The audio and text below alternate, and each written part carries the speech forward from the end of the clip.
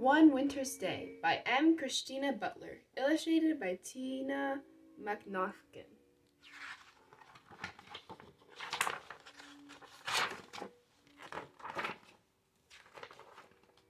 Little Hedgehog was making his bed for the winter when a sudden gust of wind blew him off his feet.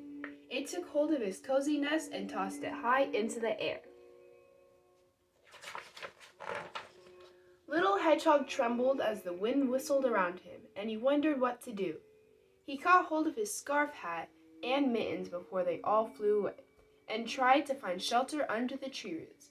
But wherever he went, the wind blew there as well. "I'll have to stay with Badger until the storm has gone," he said at last, pulling his woolly hat firmly over his prickles. Then he snuggled into his cozy scarf, put on his mittens, and, with a deep breath, he set off. The wind was even stronger in the meadow. Leaves swirled here and there, and snowflakes filled the air. Little Hedgehog hadn't gone far when he bumped into a family of field mice shivering in the long grass. "I've never known such a storm," squeaked Mother Mouse. "The wind has blown our nest far away, and my poor babies are so cold." "My home has been blown away as well," said Little Hedgehog. "I'm on my way to stay with Badger, but I have just the thing to warm you up." And he took off his woolly hat and gave it to the mice. "Ooh, lovely, lovely," they squeaked, snuggling down out of the wind. "Thank you, Little Hedgehog." Little Hedgehog tucked his nose inside his scarf and ran along beside the racing river. Otter was on the bank, huffing and puffing on his paws. "Hello, Otter," shouted Little Hedgehog. "What are you doing?" "Oh, hello, Hedgehog," replied Otter. "My fur coat keeps me warm, but my paws are freezing." "Here, have these," said Little Hedgehog, giving Otter his mittens. "They should do the trick." "Thank you, Little Hedgehog," said Otter. "These are great, but shouldn't you be at home in this cold weather?" "I have no home anymore," Little Hedgehog replied sadly. "The wind has blown it away."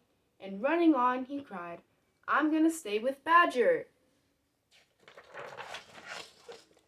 By the time the little hedgehog reached the woods, the snow was getting deeper. On and on he struggled, picking his way between the snow drifts as the wind howled around him. A mother deer and her fawn were sheltering in the bushes. "Oh, Little Hedgehog, why aren't you in your nest in this awful storm?" she asked. So Little Hedgehog told Mother Deer about his nest blowing away. But as he spoke, he saw that the little fawn was shaking with cold. "Here, take this," he said, giving the fawn his scarf. "How kind you are," said Mother Deer. "Thank you, Little Hedgehog." Little Hedgehog pattered on, faster and faster.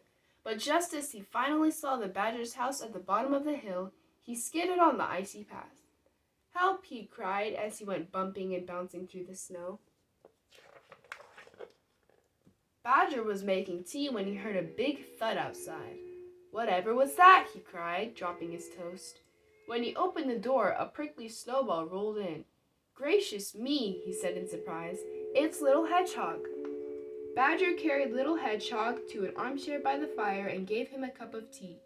Little Hedgehog told Badger about his journey through the storm, and then, cozy and warm, he fell fast asleep. Little Hedgehog stayed with Badger until the storm had gone. As they walked to where his house had been, Little Hedgehog was very worried. "How can I build a strong new nest if all the leaves and twigs have blown away and there's nothing left?" he asked anxiously.